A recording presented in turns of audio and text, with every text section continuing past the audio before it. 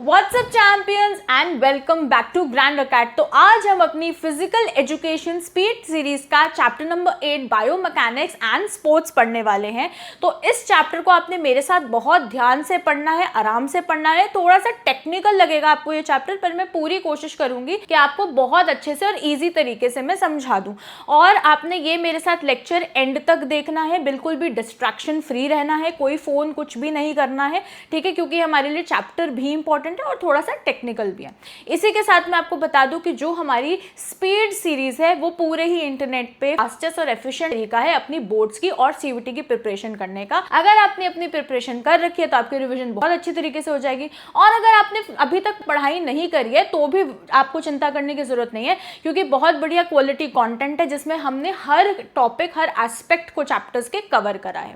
और इसी के साथ मैं आपको बता दूं कि हमारा फिजिकल एजुकेशन चैंपियन कोर्स भी हमने लॉन्च कर दिया है, जिसकी जो लिंक है वो पिन कमेंट और डिस्क्रिप्शन में मिल जाएगी, तो उसे चेकआउट करना मत भूलना। फटाफट से शुरू करते हैं हम अपना बायोमैकेनिक्स का चैप्टर। अब देखो बच्चों, इस चैप्टर में ना हमने अभी तक तो न्यूट्रिशन भी पढ़ लिया, हमने योगा आसन्स भी पढ़ लिया, हमने डिफॉर्मिटीज भी पढ़ ली, ठीक कैसे करते हैं हमने ये भी देख लिया। इस चैप्टर में हम अपने बॉडी की साइंस के बारे में बात करेंगे। देखो, हमारी जो ह्यूमन बॉडी है वो क्या है, वो बिल्कुल मैकेनिकल है ना। हम क्या बोलते हैं कि हमारी बॉडी भी एक मशीन की तरह है जिसमें फ्यूल डलता है, तेल डलता है, वो चलती है, राइट, जिसको हम कहते हैं हमारा न्यूट्रिशन, हमारा खाना। तो वैसे ही बायोमैकेनिक्स को अगर आप तोड़ोगे तो बेटा ये दो शब्द है, बायो एक शब्द है और मैकेनिक्स एक शब्द है। बायो जहां पर भी आप देखोगे, बायो का मतलब होता है लिविंग बींग्स, जैसे प्लांट्स हैं, एनिमल्स हैं, ह्यूमन बींग्स हैं, उनकी स्टडी होगी। और मैकेनिक्स क्या हो गया, एक तरीके से मशीन। तो जो भी हमारी बॉडी के पार्ट्स हैं, हमारे जॉइंट्स हैं, हमारे लिगामेंट्स हैं, हमारे मसल्स हैं, हमारी स्ट्रेंथ हो गई, इंड्योरेंस हो गया, इस पूरे को मिलाकर ही तो हमारा बायोमैकेनिक्स बनता है कि हम काम कैसे कर रहे हैं, हम चल कैसे रहे हैं। अच्छा, अगर हम चल भी रहे हैं तो हमें क्या चीज़ खींच रही है, तो ये सारी चीज़ें जो हैं हम वो इस चैप्टर में पढ़ेंगे। Liver is a very important topic, उसको हम पढ़ेंगे। और हम इसे फ्लेक्सिबिलिटी, हम इसके अलावा हमारे इक्विलिब्रियम और ये सारे टॉपिक्स को जो है वो हम कवर करेंगे, ठीक है। अब सबसे पहले हम स्टार्ट करते हैं बायोमैकेनिक्स के मीनिंग से। So it is a field within physical education that combines Greek words bio, which is life, and mechanics, the study of forces and motion, ठीक है। It's purpose is to analyse the movements of living organism, ठीक है, कि जो भी हमारे living organisms है, जैसे हम हैं, प्लांट्स हैं, एनिमल्स हो गए, तो इनके हमारी मूवमेंट्स कैसे हो रही हैं उसकी स्टडी होती है। It evaluates both the internal and external forces that act on the body. तो देखो, नीचे जमीन पे कुछ फोर्स है, ग्रेविटी की फोर्स है ना, आसपास एनवायरनमेंट की फोर्स है, ये सारी चीजें कैसे कंबाइन करके आपकी बॉडी को अफेक्ट करती हैं उसको बोला जाता है। देखो, सिंपल सी बात है, आप चल रहे हो या आप दौड़ रहे हो, तो जब आप दौड़ रहे हो किसी भी सरफेस पे, तो जैसे आप एक फुट अपना आगे कर रहे हो तो पीछे की तरफ फ्रिक्शन आपको खींचती है अपनी तरफ, ठीक है। तो ऐसे ही आप भागते हो या चलते हो तो कोई चीज आपको खींच रही होती है। स्विमिंग भी करते हो तो स्विमिंग में आप ऐसे हाथ कर रहे हो पर वाटर आपको दूसरी तरफ से खींचता है तो आप आगे जाते हो। आ रही है बात समझ, ठीक है।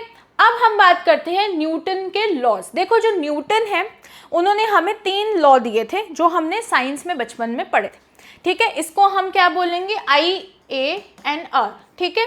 आई क्या हो गया, लॉ ऑफ इनर्शिया। इनर्शिया का क्या मतलब है बेटा, इनर्शिया का मतलब है कि मैं एक स्टेट ऑफ रेस्ट पर हूं। कहां पर हूं, स्टेट ऑफ रेस्ट। मेरा जो ऑब्जेक्ट है बेटा वो स्टेट ऑफ रेस्ट पर है। जैसे मेरे सामने एक फुटबॉल पड़ी है, अगर मैं उसको किक ना मारूं, है ना, अगर मैं उसको किक ना मारूं तो वो नहीं हिलेगी, वो पड़ी रहेगी, तो वो स्टेट ऑफ इनर्शिया है। जैसे मुझे अभी भी याद है कि I was preparing for a competitive exam, और वो बड़ा ही डिप्रेसिंग फेज था और मैं कुछ भी नहीं करती थी, मैं पड़ी रहती थी, मतलब बेड पे पड़ी रहती थी। तो एक दिन मेरे को भाई ने बोला कि आप ना स्टेट ऑफ रेस्ट में आ गए हो, आप ना लॉ ऑफ इनर्शिया में आ गए हो, आप हिल नहीं रहे, कुछ कर नहीं पा रहे हो, तो आपको ये ब्रेक करना पड़ेगा। जब तक आप इनर्शिया को ब्रेक नहीं करोगे तो काम नहीं बनेगा, ठीक है। तो वैसे ही जब तक मैं फुटबॉल को लात नहीं मारूंगी तब तक वो अपने स्टेट ऑफ रेस्ट पर ही रहेगा। समझ आ गई बात। सो this law states that an object at rest will stay at rest and an object in motion will stay in motion at a constant speed and direction unless N external force acts on. जब तक कोई external force, देखो ये है, ठीक है, mister Chintu. अब mister Chintu है यहाँ खड़े और ये है फुटबॉल, ठीक है। अब अगर चिंटू यहाँ पर अपनी नहीं मारता बॉल पर, राइट, अगर ये अपनी बॉल पर नहीं मारता तो ये बॉल जो है ऐसे ही रहेगी।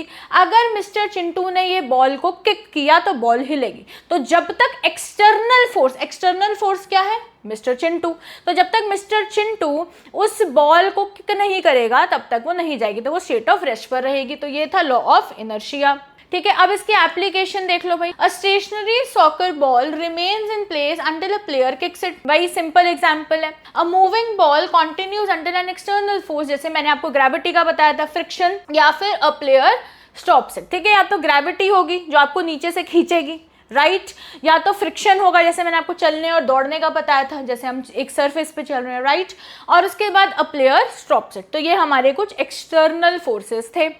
अब आती है a, that is law of acceleration. Law of acceleration कहती है कि मेरा जो रिश्ता है वो डायरेक्टली प्रोपोर्शनल है टू द फोर्स अप्लाइड, ठीक है, कि जो मैं फोर्स अप्लाई कर रही हूं उसके साथ मेरा डायरेक्ट है, पर मास के साथ मेरा रिलेशनशिप इनवर्स है। तो force is equal to mass into acceleration, ये आपको पता होना चाहिए।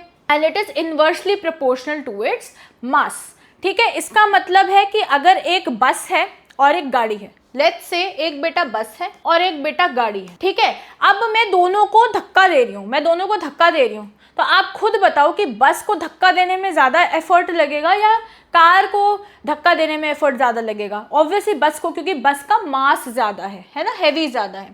So this means a greater force will cause a greater acceleration, जितना ज़्यादा फोर्स लगेगा उतनी ज़्यादा एक्सिलरेशन होगी। And a lighter object will accelerate faster than a heavier one when the same force is applied. जब मैं सेम फोर्स अप्लाई करूंगी तो हेवियर ऑब्जेक्ट जो है वो ज़्यादा एक्सिलरेट करेगा। आई बात समझ?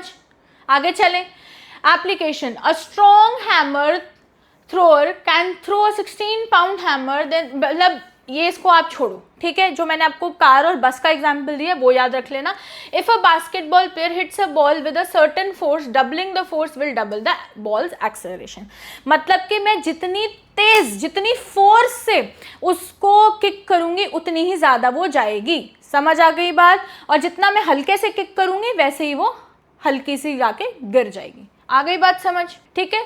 दिस लॉ स्टेट्स दैट, अभी हमारा थर्ड आ गया रिएक्शन का। रिएक्शन का बेसिकली मतलब क्या है कि आप कुछ हुआ और आपने उस पर कैसे रिएक्ट किया, ठीक है। जैसे दो बंदों में कोई कॉन्वर्सेशन हो रही थी या कुछ हो रहा था और उसके दौरान क्या हुआ कि कुछ ऐसा हुआ कि दूसरे बंदे ने एकदम से रिएक्ट किया, उठा और चला गया, तो वो उसका रिएक्शन टाइम था। या फिर लेट्स से कि हमने बात करी थी क्रिकेट की, क्रिकेट हो रहा है, बॉल आई, अब फील्डर्स जो है उनका रिएक्शन टाइम कैसा होगा, क्या वो मिस करेंगे, क्या चाहे वो पकड़ेंगे, तो हर का रिएक्शन टाइम अलग होता है। सिंपल सी बात है, लेट्स से कमरा है, राइट, ये कमरा है बच्चे। अब बच्चे लेट्स से कि इस कमरे में चूहा आ गया, ठीक है, और यहाँ पर 4 जने बैठे, ठीक है। अब क्या हुआ कि एक बंदा एकदम से चिल्लाया चूहा चूहा चूहा, दूसरे ने लेट रिएक्ट किया, तीसरे ने और लेट रिएक्ट किया, और जो चौथा था उसको फर्क ही नहीं पड़ा। तो देखो हर का रिएक्शन टाइम कितना अलग था, ठीक है। So this law states that for every action there is an equal and opposite reaction. तो जो भी एक्शन आएगा उसका इक्वल एंड ऑपोजिट रिएक्शन होगा, ठीक है। जैसे स्विमर का एग्जांपल है कि स्विमिंग में जब हम हैंड से आगे जाते हैं, पानी हमें पीछे खींचता है तो हम फॉरवर्ड जाते हैं, and the water pushes the swimmer forward, ये उसका रिएक्शन हो गया। वॉकिंग का भी यही एग्जांपल हो गया कि when the person walks they push the ground backward, जो मैंने आपको चलने का एग्जांपल दिया था, and the ground pushes them forward, वो उसका रिएक्शन है। सिंपल सी बात है। आ गई बात समझ? आगे चले, ठीक है। अब देखो शूटिंग का भी एक एग्जांपल है कि जब मैं गन फायर कर रही हूँ तो बुलेट जो है वो आगे जा रही है और जो गन है वो बैकवर्ड रिएक्शन है उसका। मतलब जब हम ट्रिगर करते हैं और जब हम बेसिकली गन को चलाते हैं तब वो आगे जा रही है, बट ट्रिगर हमें पीछे की तरफ पुल कर लेता है, तो वो रिएक्शन हो गया, ठीक है। फिर ड्रिबलिंग इन बास्केटबॉल, हाई जंप, ये कुछ एग्जाम्पल्स हैं। इनको आप लोग अपने एग्जामिनेशन में मेंशन कर सकते हो, आपको अच्छे नंबर मिल जाएंगे, ठीक है। अब हम बात करते हैं बेटा लीवर की। Very very important, very very important. देखो लीवर क्या है? लीवर बेटा वैसे तो हमने साइंस में 9th-10th में पढ़ा होता है, बट लीवर एक मशीन की तरह काम करता है। एक बेसिकली मशीन होती है, ठीक है, जिसकी सहायता से हम करते हैं। अब हमारी जो बॉडी है ना, हमने पढ़ा था कि हमारी बॉडी क्या है, एक मशीन की तरह काम करती है ना। तो हमारी बॉडी में भी ऐसी चीजें हैं जिसकी सहायता हमें लेनी पड़ती है कुछ करने के लिए, ठीक है। देखो, it is a simple machine that uses a rigid bar to multiply force. The human body uses levers, है ना। अब ह्यूमन बॉडी जो है वो लीवर्स का यूज करती है, जैसे बोन्स, लिगामेंट्स, मसल्स, ठीक है, जैसे बोन्स हैं, muscles of the arms and legs, to move and generate forces, force को जनरेट करने के लिए। देखो सिंपल सी बात है, आप पुलअप कर रहे हो, पुशअप कर रहे हो, तो वहाँ पर भी तो कुछ चीज़ें स्टेशनरी पोजीशन पर होंगी, कुछ चीज़ें जो हैं वो आपको फॉरवर्ड करनी पड़ेगी, कहीं से फोर्स ज़्यादा लग रहा होगा, कुछ चीज़ें स्टेशनरी पोजीशन पे होंगी, ये सारी चीज़ें, ठीक है। अब लीवर्स में बेटा हमारे पास 3 कंपोनेंट्स होते हैं। एक होता है फल्क्रम, ठीक है, जो फल्क्रम होता है वो आपका स्टेशनरी पोजीशन पर होता है बेटा, ठीक है। फिर एफर्ट, एफर्ट को हम फोर्स भी कह सकते हैं, and load, the resistance of being move, कि हम कितना लोड उस पर डाल रहे हैं, जैसे कि हम कितने किलो का डंबल उठा रहे हैं, हम कितना वेट डाल रहे हैं जब हम प्लैंक कर रहे हैं। तो लीवर में हमारे पास 3 चीज़ें होती है। एक होता है फल्क्रम जो स्टेशनरी पोजीशन पे होता है, एक एफर्ट होता है या फोर्स होती है, और तीसरा हमने बात करी थी हमारे लोड की, ठीक है। अब आपको एक चीज़ मैं समझाना चाहती हूँ, यहाँ पर ही बना देती हूँ, ठीक है, कलर चेंज करते हैं। अब देखो, अब आपको लीवर का कॉन्सेप्ट समझाने के लिए मैं चाहती हूँ कि आप लोग बचपन में जाओ और सी-सॉ को सोचो, सी-सॉ, ठीक है। अब देखो, ये लेट्स से ये मेरा सी-सॉ का फिक्स्ड पोर्शन है, इस पे मेरा सी-सॉ है, ठीक है, ये मेरा सी-सॉ है, ये है फिक्स्ड, ये है फिक्स्ड, और इसी को मैं क्या बोलूंगी बेटा, इसको ही मैं बोलूंगी फल्क्रम, फल्क्रम, ठीक है।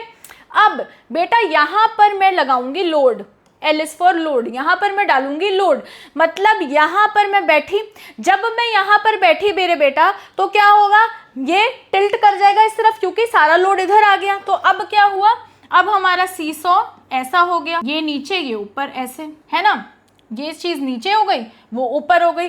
अब इसको मुझे अगर नीचे खींचना है तो यहाँ पर बेटा मेरे को फोर्स लगाना पड़ेगा, तो ये भी नीचे हो जाएगा। तो आपको यही सोचना है कि ये लोड है, यहाँ पर ये फोर्स है। तो ये चीज़ आपको ध्यान में रखनी है कि जैसे सी-सॉ का एग्जांपल आपको हमेशा ध्यान में रखना है कि जो फिक्स्ड पोजीशन है, स्टेशनरी पोजीशन है बेटा, वो मेरा फल्क्रम है।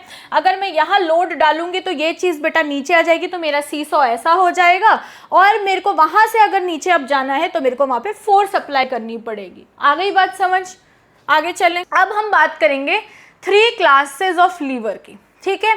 पहली क्लास में क्या होगा कि फल्क्रम जो है is located between the effort and the load. देखो सिंपल सी बात है, जो हमने अभी यहाँ पर ये सी-सॉ का एग्जाम्पल देखा था, यही आप इसमें एग्जाम्पल डाल सकते हो, ठीक है। कि आपको क्या याद रखना है कि जो क्लास 1 है, क्लास 1 है, क्लास 1 में बेटा हमारा फल्क्रम मिडल में होगा,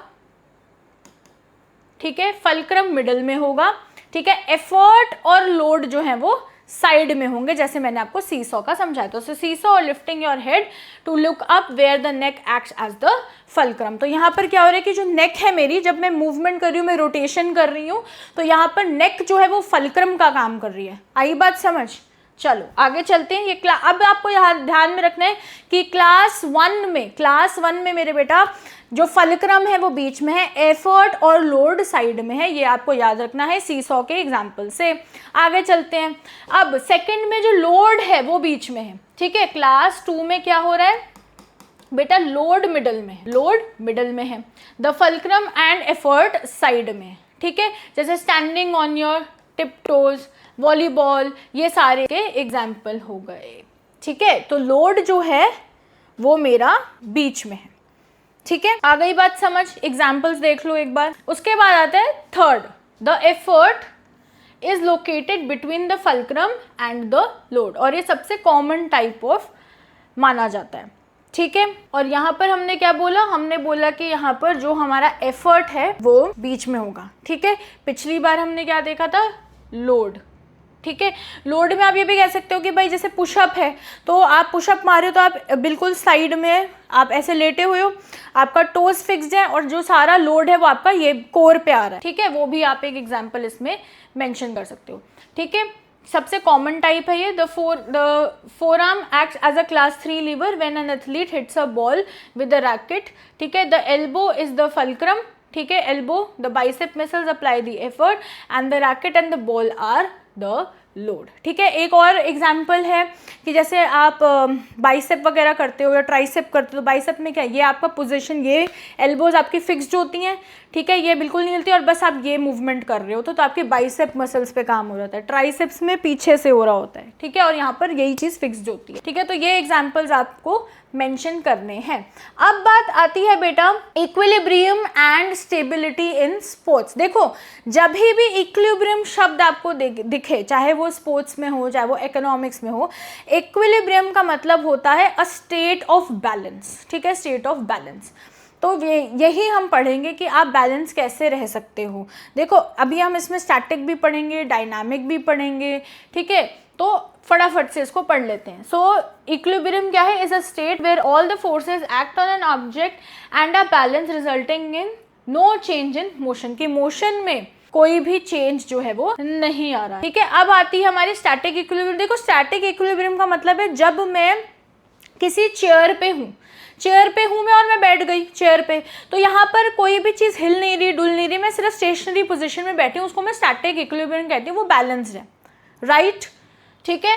सो the body is at rest and in a stable position such as when a gymnast is performing a head stand. ये भी आप दे सकते हो, वरना जो मैंने आपको चेयर का एग्जांपल दिया आप वो भी दे सकते हो। फिर डायनामिक में ऑब्वियसली बॉडी मूव करेगी, है ना, it maintains its balance such as when a runner और a gymnastic is performing a cartwheel. तो वहाँ पर आप कैसे अपने कोर को बैलेंस करते हो, ठीक है, अपने सेंटर ऑफ ग्रेविटी की बात आ जाती है। तो ये चीज़ें आप कैसे करते हो, तो समझ में आ गया। इक्विलिब्रियम क्या है, a state of balance, a state of rest, ठीक है। स्टैटिक एंड डायनामिक, स्टैटिक का मतलब है कि जब मैं एक स्टेशनरी पोजीशन, एक रेस्ट की पोजीशन में हूँ, जैसे मैं एक चेयर पे बैठ कर या मैं हेड स्टैंड कर रही हूँ। डायनामिक में जो मेरी बॉडी है वो मूव कर रही है और मैं उसको मूव करते करते बैलेंस कैसे कर रही हूँ, उसको हम कहते हैं dynamic equilibrium, right. The ability to maintain balance is referred to as stability, ठीक है, कि मैं बैलेंस को कैसे मेंटेन कर पा रही हूँ, उसी को हम स्टेबिलिटी कहते हैं। स्टेबिलिटी का मतलब क्या है कि आप स्थिर हो एक जगह पे, आप हिल नहीं रहे हो, which is governed by this principle, ठीक है। अब पहला है ग्रेविटी, ठीक है, lower centre of gravity. So lower centre of gravity increases stability. Athletes in sport that require stability, जैसे रेसलिंग है, often take a low ground position, ठीक है। तो जो अगर हमारी सेंटर ऑफ ग्रेविटी जो है वो लो है, ठीक है, तो ये सही तरीके से काम करेगा और उससे हमारी स्टेबिलिटी इंक्रीज करेगी, ठीक है। Wider base of support, a wider base of support increases the stability. अगर आपके पास सपोर्ट बहुत है, जगह बहुत है, चीज़ें बहुत हैं, है ना, so the body's balance is lost when it the centre of gravity extends beyond its base. A sitting position has a large base support than a standing position. देखो, सिंपल सी बात है। देखो, ये एक ट्राइंगल है, ठीक है, ये इस बक्से पे है, ठीक है, और एक और बॉक्स है, ठीक है, और इस बॉक्स पे ट्राइंगल ऐसे है। तो आप खुद बताओ कि बैलेंस किस में बेटर होगा। इसी पे होगा क्योंकि सरफेस भी ज़्यादा है और सेंटर ऑफ ग्रेविटी भी यहाँ होगा। ये उल्टा है तो यहाँ पर होगा सेंटर ऑफ ग्रेविटी, यहाँ पर मुश्किल होगा स्टेबल होना, यहाँ पर आसान होगा स्टेबल होना, वही यहाँ पर बात हो रही है, ठीक है। फिर हमारा weight of body, stability is directly proportional to the weight of the body. जितना ज़्यादा हेवियर पर्सन होगा उसकी ग्रेटर स्टेबिलिटी होगी, है ना, लाइटर पर्सन के कंपैरिजन। जैसे बॉक्सिंग वगैरह हो गया, ये एक एग्जांपल है, ठीक है। फ्रिक्शन, देखो, फ्रिक्शन का बेसिकली क्या मतलब होता है कि जैसे आपको जिम जाना है ना, आपको जिम जाना है, आपको पढ़ाई करनी है, आपको कोई लेक्चर देख, अब आपके दिमाग में ना एक चीज़ है जिसको हम कहते हैं फ्रिक्शन। यार कौन जाए, कितनी दूर है, मन नहीं हो रहा, तो ये सब आपका फ्रिक्शन ही तो है। तो वैसे ही स्पोर्ट्स में भी फ्रिक्शन होती है। अब जैसे मैंने आपको एक एग्जांपल दिया था कि कोई चल रहा है, दौड़ रहा है, कोई मूव कर रहा है किसी सरफेस पर, है ना। तो आप जब चल रहे हो तो क्या हो रहा है कि भाई जो नीचे ज़मीन है वो अपनी फ्रिक्शन कर रही है, दूसरी तरफ आप आगे जा रहे हो तो वो आपको पीछे की तरफ खींच रही है, तभी आप आगे जा रहे हो। और इसमें आपका सरफेस का भी फ़र्क पड़ता है कि जो आपका सरफेस है क्या वो रफ़ है या वो स्मूथ है, तो उससे भी फ़र्क पड़ता है। तो फ्रिक्शन क्या है, is a force that opposes the motion of the body, it caused by roughness of the surface and the atomic attraction between them, जो मैंने अभी आपको समझाया वही लिखा हुआ है। अब इसके 4 टाइप्स पढ़ लेते हैं। 4 टाइप्स को पढ़ने से पहले मैं बता दूं कि ग्रैंड अकेडमी ने अपना physical education champion course launch कर दिया है बच्चों, जिसमें आपको बहुत बढ़िया लाइन बाय लाइन एक्सप्लेनेशन मिलेगी लेक्चर्स की, बहुत बढ़िया नोट्स मिलेंगे, पर्सनल गाइडेंस मिलेगी मेरे से, फ्री मॉक सैम्पल पेपर मिलेंगे, 24/7 डाउट सपोर्ट मिलेगा, मोस्ट इंपॉर्टेंट क्वेश्चंस का PDF मिलेगा, सीक्रेट स्ट्रैटेजी मिलेगी, और बहुत ही बढ़िया कोर्स है ये, जिससे आप आराम से फिजिकल एजुकेशन में 100 स्कोर कर सकते हो। इससे बढ़िया रिसोर्स आपको इंटरनेट पर नहीं मिलेगा। इसका जो लिंक है मैं आपको पिन कमेंट और डिस्क्रिप्शन में दे दूंगी, इसको चेकआउट करना मत भूलना। अगर आप बोर्ड्स में बहुत बढ़िया 95 अबव स्कोर करना चाहते हो एज अ परसेंटेज, या फिर आप CUT में एस करना चाहते हो, तो इससे बढ़िया रिसोर्स कोई भी नहीं है। So do check the pin comment and description and join the course now. ठीक है, अब आती है बेटा हमारी स्टैटिक फ्रिक्शन। स्टैटिक फ्रिक्शन का क्या मतलब है? ऑब्वियसली जब हमारी ऑब्जेक्ट ही स्टेशनरी है, वो मूव नहीं कर रही, जैसे मैंने आपको चेयर का एग्जांपल दिया था। So opposing force that keeps a stationary object from moving, simple. Sliding में क्या होगा? स्लाइडिंग फ्रिक्शन क्या होती है? जो स्लाइड करेगी ओवर अनदर, ठीक है। रोलिंग में क्या हो रहा है? वो रोल कर रही है। So the friction that occurs when a body rolls over the surface. फिर फ्लूइड फ्रिक्शन भी होती है, the friction on an object moving through a fluid like air या वाटर, ठीक है। तो जैसे हम स्विमिंग की मैंने आपको बताया था कि जब इंसान स्विम कर रहा होता है तो वो उसके हैंड्स जैसे आगे तो पानी पीछे की तरफ खींचेगा, तभी आप फॉरवर्ड जाओगे। या फिर जब हम जेवलिन थ्रो की बात करते हैं, है ना, तो जब हम वहाँ पर थ्रो कर रहे हैं तो उसमें हमारी स्पीड, हमारी एक्यूरेसी, हमने कितने फोर्स से फेंका है, एयर जो है, हवा जो है, एनवायरनमेंट जो, उसका बड़ा रोल होता है, तो वो फ्लूइड फ्रिक्शन में आ जाता है। Friction has both advantages and disadvantages. Its advantages because ये एथलीट्स को परफॉर्म करने में हेल्प करता है, ठीक है। Runners use spikes and gymnastics use chalk to improve grip को इम्प्रूव करने के लिए।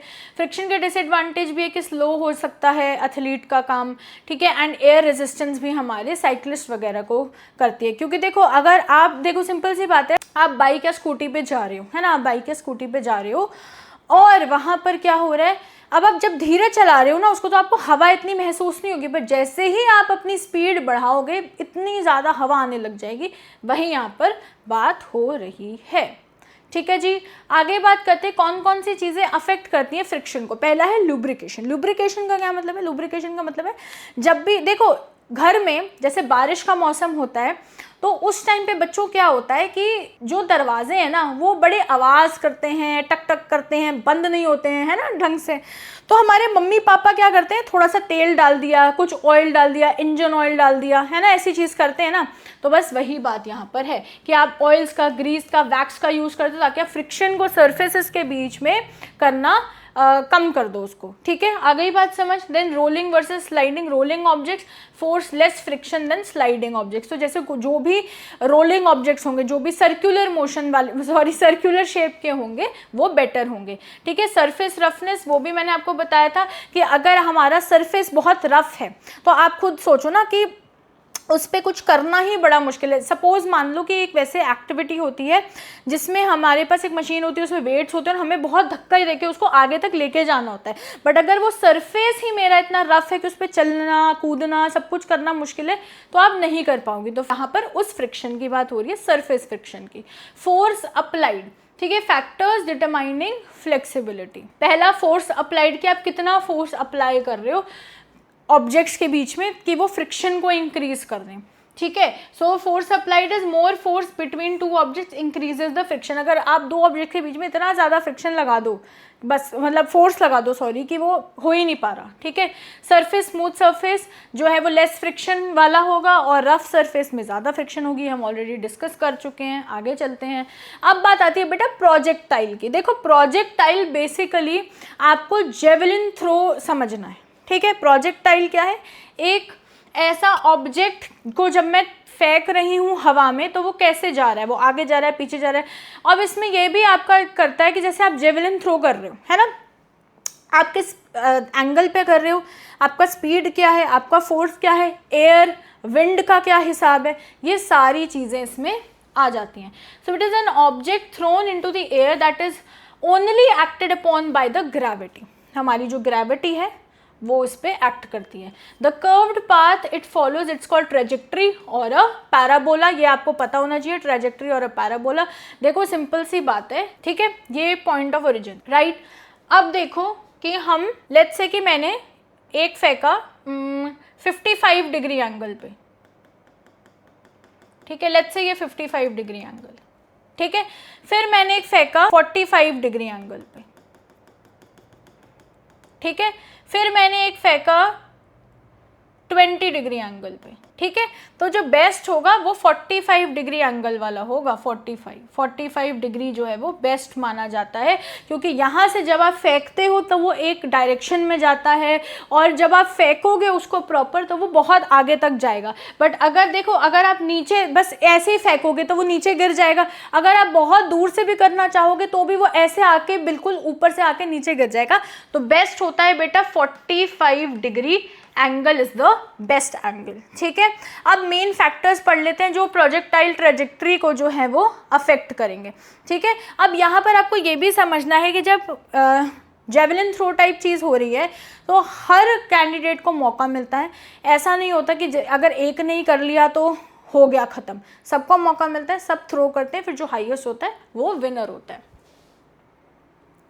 तो आपको ये चीज़ इसमें बेटा हम याद रखने ना कि द कर्व्ड पाथ, ये जो हमने कर्व्ड पाथ की बात करी है इसको हम ट्रैजेक्टरी या फिर पैराबोला बोलते हैं. बहुत इंपॉर्टेंट है, ठीक है. Angle of projection, the angle at which an object is thrown is crucial. The thrown at 45 degree angle जो है वो मैक्सिमम हॉरिजॉन्टल डिस्टेंस कवर करता है, जो मैंने आपको बता दिया. फिर initial velocity, greater the initial velocity, जितनी वेलोसिटी ग्रेटर होगी उतना डिस्टेंस जो ट्रैवल उतना ही डिस्टेंस ट्रैवल करेगा हमारा ऑब्जेक्ट. फिर हमारी ग्रेविटी जो हमें नीचे की तरफ खींचती है, so the force constantly pulls the projectile downward limiting its flight time and height. Simple सी बात है. एयर रेजिस्टेंस, मैंने आपको ये पहले भी बोला था कि जब भी हम जेवलिन थ्रो टाइप चीज़ कर रहे हैं, है ना, तो वहाँ पर हवा का बड़ा ही इंपॉर्टेंट रोल है. तो this force opposes the projectiles motion through the air. The amount of air resistance is determined by the object surface area. कि जो हम फेंक रहे हैं ऑब्जेक्ट, उसका सरफेस एरिया क्या है, मास क्या है, मतलब कितना हैवी है, कितना लाइट है, और जो बंदा उसे फेंक रहा है वो किस स्पीड पे फेंक रहा है, कितनी फोर्स लगा रहा है. सो अ लार्जर सरफेस एरिया, जैसे कोई बैडमिंटन शटल है या फिर लोअर मूविंग ऑब्जेक्ट है, will face more air resistance, क्योंकि जो हमारी शटल कॉक होती है बड़ी ही लाइट वेट होती है ना, इसलिए. फिर आता है the spin. The spin off the projectile can also affect its path, कि मैं किस तरीके से स्पिन कर रही हूँ, एयर पे फेंक रही हूँ, ये सारी चीज़ें इसमें आ जाती हैं, ठीक है. अब हम बात करते हैं application of projectile motion. So projectile motion is frequently observed in sports as many activities involve balls, objects moving through air. Simple सी बात है. Physics help us determine the best angle and speed of a ball's flight achieve maximum accuracy. So basically physics हमें help करती है ये बताने में कि कौन सा बेस्ट एंगल है, ठीक है, और कौन सी स्पीड बेस्ट रहेगी, ठीक है, हमारे को अचीव करने में मैक्सिमम डिस्टेंस एंड एक्यूरेसी. तो मैंने जब आपको बताया ना कि जब हम जेवलिन थ्रो करते हैं तो उसमें जो स्पोर्ट्स पर्सन है जैसे नीरज चोपड़ा जी, ठीक है, तो वो कितनी स्पीड पे कर रहे हैं, किस एंगल पे फेंक रहे हैं, हवा का क्या रुख है, ये सारी चीज़ें बहुत इंपॉर्टेंट है. और जो ऑब्जेक्ट फेंका जा रहा है उसका क्या मास है वो भी बहुत ही ज़्यादा इम्पॉर्टेंट है, ठीक है. बेसबॉल पिचिंग एनालिसिस, ठीक है, both throwing and hitting involves projectile motion, ये हम ऑलरेडी बात कर चुके हैं, ठीक है. Once thrown a baseball follows a parabolic path influence mainly by gravity. तो जैसे बेसबॉल का हमने यहाँ पे एग्जांपल पढ़ रहे हैं, तो बेसिकली बेसबॉल अगर आपने देखा होगा डोरेमोन में नोबिता खेलता था बेसबॉल, है ना, तो वहाँ पर क्या होता था, हम बॉल फेंकते हैं वो मारते हैं, तो यहाँ पर उसी की बात हो रही है कि इट इज़ मेनली ग्रेविटी से इन्फ्लुएंस होता है. फैक्टर जैसे पिचर की हाइट क्या है, आर्म एंगल क्या है, स्पिन क्या है, तो वही मैंने आपको बोला, वही ट्रैजेक्टरी बताता है कि आप किस एंगल पे फेंक रही हो, क्या फोर्स है, क्या मास है. तो ये भी अच्छा एग्जाम्पल है, ये भी आप मेंशन कर सकते हो, ठीक है. अब आती है हमारी hitting analysis, that is launch angle. So it is a measure of the angle at which a ball leaves the bat, की कौन से एंगल पे जो है वो बॉल बैट को छेड़ रही है. So the best angle for the line drivers and home runs are 10 to 30 degrees north east relative to, ये आपको ज़्यादा कुछ करने की ज़रूरत नहीं, इसको आप छोड़ दो, ठीक है। बास्केटबॉल का एक और एग्जाम्पल है हमारे पास कि basketball shots also follow projectile, वो वहाँ पर भी प्रोजेक्टाइल यूज़ होता है, ठीक है, और इसमें कुछ ज़्यादा है नहीं, ठीक है। मेरे हिसाब से वो वाला एग्जाम्पल अच्छा था, जो हमने 2-3 एग्जाम्पल पढ़े हैं वही आपके लिए इनफ है, ठीक है। तो आई होप बच्चों आपको ये चैप्टर समझ में आ गया होगा, ठीक है। बायोमैकेनिक्स मैंने कोशिश करी है कि मैं आपको सिंपलेस्ट तरीके से समझाऊं। लीवर का टॉपिक बहुत इंपॉर्टेंट है, इसको मत छोड़ना। इक्विलिब्रियम टॉपिक इंपॉर्टेंट है। एग्जाम्पल ज़रूर लिख के आना और ये ज़रूर से कर लेना क्योंकि इम्पॉर्टेंट है, ठीक है। एंड आई होप आपको ये चैप्टर समझ में आ गया होगा, आपको क्लैरिटी मिल गई होगी। और आपको मैं फिर से रिमाइंड कर देती हूँ कि हमारा फिजिकल एजुकेशन चैंपियन कोर्स हमने लॉन्च कर दिया है, जिसका लिंक आपको पिन कमेंट और डिस्क्रिप्शन में मिल जाएगा। अगर आप भी 100 स्कोर करना चाहते हो फिजिकल एजुकेशन में, this is the best resource जो आपको यूज़ करना चाहिए if you want to score 100 in physical education and 250 on 250 या फिर एटलीस्ट 240 प्लस इन CUET। और अगर आपको हमारी फ्री रिसोर्सेज चाहिए और ये वाली PPTs चाहिए तो हमारी जो फ्री कम्युनिटी है उसको भी ज्वाइन करना मत भूलना। जो हमारी टेलीग्राम की कम्युनिटी है उसका भी लिंक आपको पिन कॉमेंट और डिस्क्रिप्शन में मिल जाएगा। अब हम मिलेंगे अपने नेक्स्ट चैप्टर में, ठीक है। Till next time, keep winning you champions.